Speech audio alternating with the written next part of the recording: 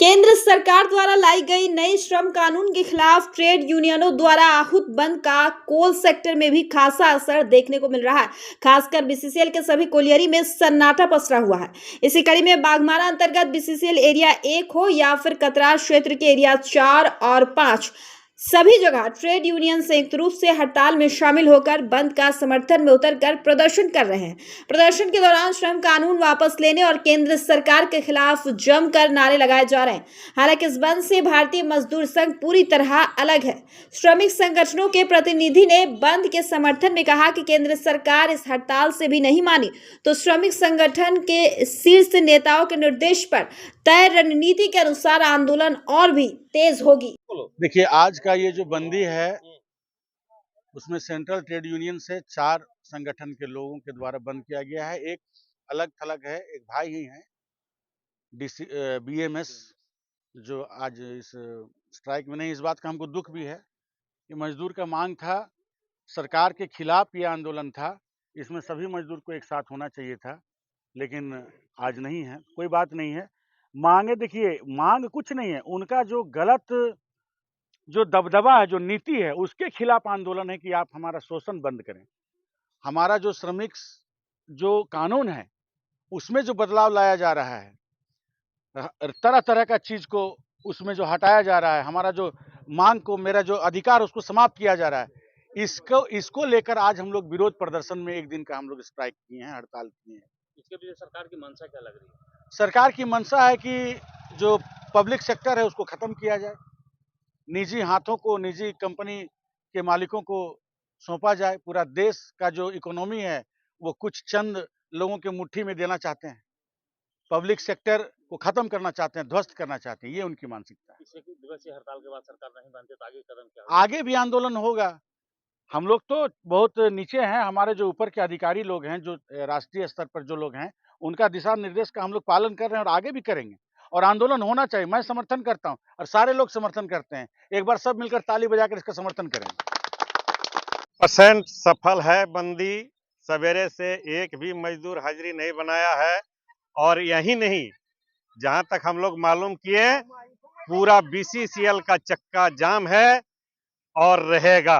100% बंदी रहेगा। एक दिवसीय हड़ताल हम लोग का सफल होने जा रहा है, हो गया समझ लीजिए। बंदी में क्या क्या आ रही है? बंदी में यहाँ पूरी तरह से बंद है और श्रम कानून का विरोध कर रही है। इसका मतलब साफ हो गया है कि मजदूर उस श्रम कानून को नहीं चाहता है जो केंद्र सरकार लागू करना चाहती है।